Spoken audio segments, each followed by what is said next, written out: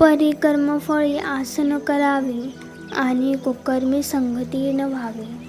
हे सत्क्रियाची आचरावी हेतुहीन. याचा अर्थ, परंतु कर्मफळाची आशा मात्र कधीही मनात धरू नकोस. सदाचाराची निष्काम हेतूने कास धरावी. कुकर्माची कधीच संगत धरू नये. भगवंत अर्जुनास म्हणतात, स्वकर्म करणे हे प्रथम कर्तव्य आहे.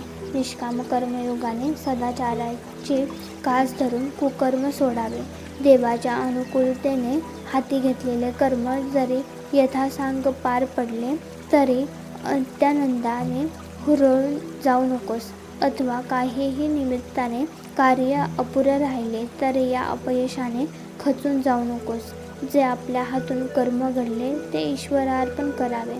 पूर्ण किंवा अपूर्ण कर्माविषयी हा जो मनाचा समतोलपणा आहे तीच खरी योगस्थिती. तिचीच ज्ञानीपुरुष प्रशंसा करतात. कर्म करण्याचा तुझा अधिकार आहे, पण फळावर मात्र तुझा अधिकार नाही. या भूतलावरील सर्व योनी या भोगयोनी आहेत. मनुष्य योनी सोडली तर तिथे कर्तृत्वाला स्वातंत्र्य नाही. आहार, निद्रा, भय, मैथुन हे जसे प्राण्याचे आहे तसे मनुष्याचेही आहे.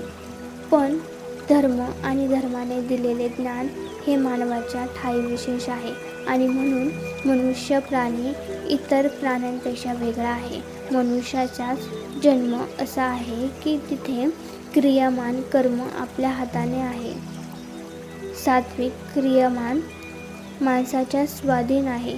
दैवी संपदा ही मुक्तिदायक तर आसुरी संपदा ही बंधनकारक मानली जाते. हे अर्जुना, तुझी संपदा ही दैवी संपदा म्हणजेच मुक्तिदायक संपदा आहे, म्हणून तू शोक करू नकोस. धन्यवाद. आता पाहूया पुढील अर्थ.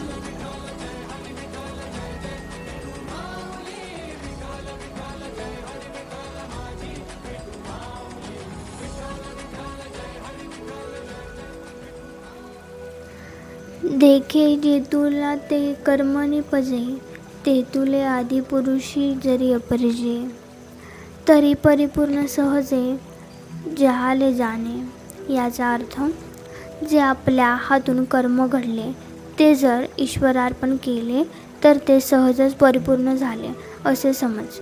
भगवंत अर्जुनाला सांगतात, हे धनंजया, आसक्तीला सोडून असेच सिद्धी व असिद्धी यामध्ये समान बुद्धी ठेवणारा होऊन, सिद्धी व असिद्धी यामध्ये समान बुद्धी ठेवणारा होऊन योगस्थ स्थितीने कर्म कर. हा समत्व भावच योग म्हटला जातो. कर्मफलाने प्रेरित होऊन केवळ ईश्वरासाठीच कर्म करणे याला निष्काम कर्म म्हणतात. योगात स्थितीत होणे म्हणजे पूर्ण व अपूर्ण कर्माविषयी मनाचा समतोलपणा राखणे. तीच खरी योगस्थिती आहे. तिलाच निष्काम कर्मयोग म्हणतात आणि ज्ञानी पुरुष तिचीच प्रशंसा करतात. संग सोडणे याचा अर्थ आसक्ती टाकणे असा आहे. कर्मफलाची लालसा टाकली की आसक्ती संपते. योगाचा समत्व हाच गाभा आहे. सम म्हणजे ब्रह्म, योगस्थ म्हणजे सर्व कर्मात चित्तवृत्तींना ब्रह्माची तादात्म्य करणे. आपण करतो ते प्रत्यक्ष कर्म धर्माला, सदाचाराला, नीतीला बळकटी आणणारेच असावे. यालाच योगस्थ म्हणतात. कर्मयोगाचा स्वीकार करून फलाशेला दूर सारून मनापासून जे विहित कर्म केले जाते तोच खरा पुरुषार्थ होय. पूर्ण किंवा अपूर्ण मनाविषयी हा जो मनाचा समतोलपणा आहे तीच खरी योगस्थिती आहे. तिचीच ज्ञानी पुरुष प्रशंसा करीत असतात. कर्म पूर्ण झाले तर याबद्दल फार आनंद मानू नये किंवा ते अपुरे राहिले तर फार दुःखी मानू नये. ते सफल झाले असे मानून कर्म करीत राहावे. धन्यवाद. आता पाहूया पुढील अर्थ.